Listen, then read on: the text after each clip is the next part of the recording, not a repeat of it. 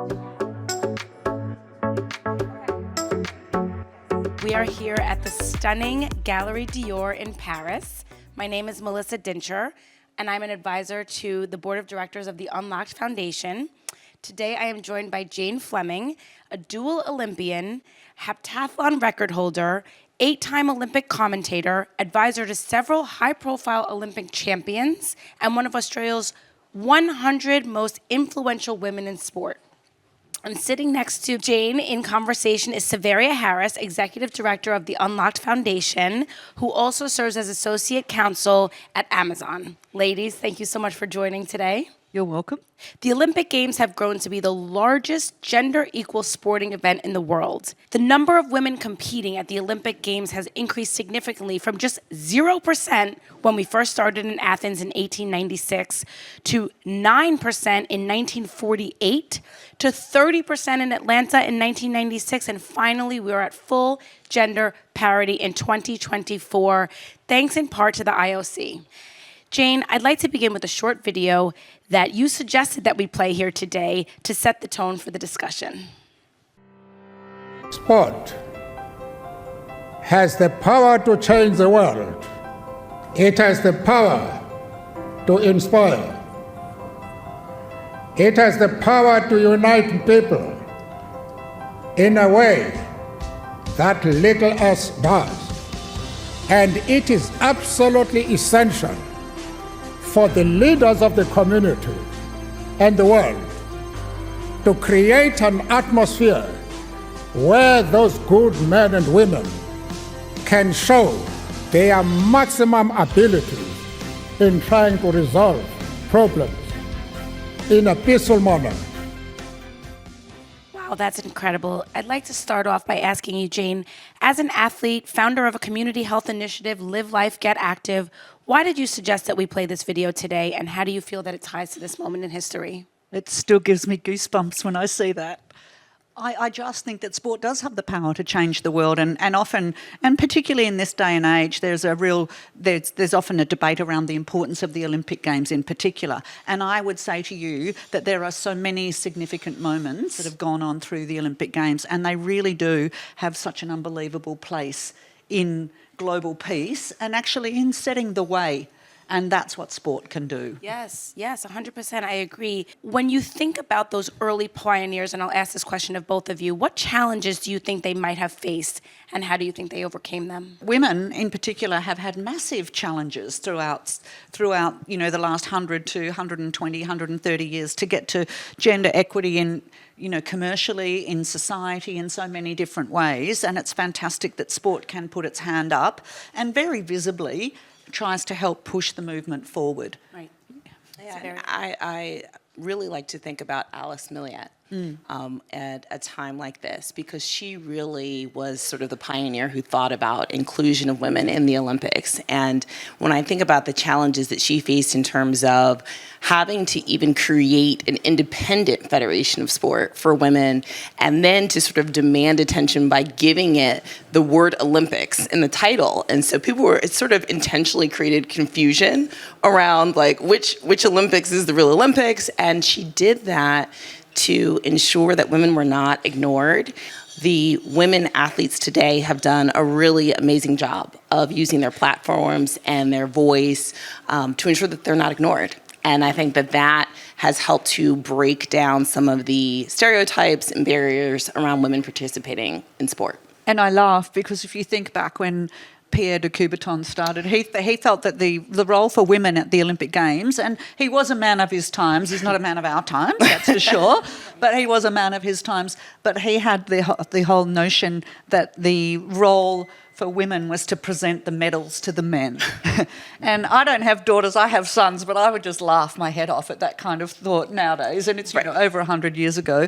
But women were only allowed to do the graceful sports when they first started, what was perceived as graceful. Right. We've come, a huge way. Now we have all the X Factor sports that women do. And, we can do anything that men can do. And if you look at the science behind it, well, they're both human bodies. Yes. Yeah. So why can't women do that? Exactly. Yeah. Right.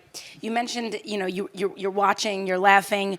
I know that you have a marketing company as well. I do. Fleming Promotions. And from this vantage point, what role do you feel that media has played and continues to play in promoting gender parity? There's a real shift at the moment going, and last year or 2 years ago, the Women's World Cup last year was played in Australia. And we have a colloquial expression now called the Matilda effect, and that's the name of our team. And the Matildas broke every television viewing record there has ever been in our country. Wow. And the record that they broke was Kathy Freeman's final, running in 2000. Nobody talked about her being male or female.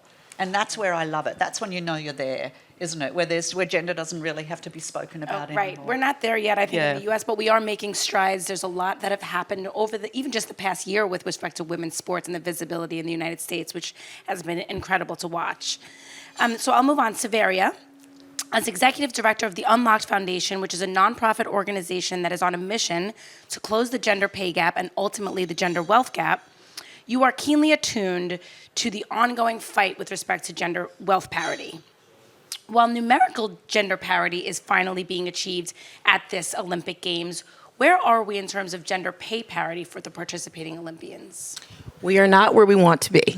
And I think that there is a lot of different ways in which Olympians are compensated and athletes in general are compensated. And so it's not just prize money, it's also endorsement money. And there is different avenues by which they can make money, and we see that disparity continue in a significant way for women. That said, I think that the proof point of women's parity in terms of participation drives the conversation powerfully and raises the question around why isn't the pay equal? And when we saw the women's soccer team sort of bring their bona fides to the table in the US and say, like, look, we're winning, why aren't we getting paid? It changed the conversation. And so the Unlock Foundation wanted to be here in Paris to speak with incredible Olympians like Jane and others. But we also wanted to say this is a time to celebrate because one victory, we believe, begets another. Yeah. Well, speaking of equal pay and sponsorship, Jane, have you seen sort of an evolution towards equal pay? We don't have equal pay in the rest of the world, so why would sport be any different? And we, obviously we're all working towards that. And in some areas we do have equal pay in society, and the same thing happens in sport.